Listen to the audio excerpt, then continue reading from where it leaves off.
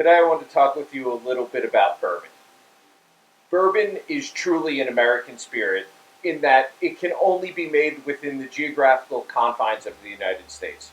That's right, not just Kentucky, it can actually be made anywhere within the United States.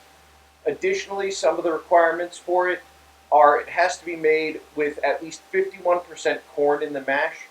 Corn is the mixture of grains that they ferment to then distill, and for it to be bourbon, it has to be at least 51% corn. Now, there are no aging requirements to make bourbon. There are no aging requirements for bourbon other than it has to be aged in a charred oak barrel, but there are a couple of steps up in the bourbon category. For it to be considered straight bourbon, it has to be aged for at least 2 years.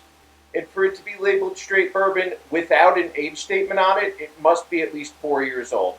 This is where Rebellion Bourbon sits. We are a non-distiller producer for Rebellion Bourbon, which means we buy our whiskey from a distillery to our specifications and then bottle it ourselves. From there, you also have bottled and bond bourbon.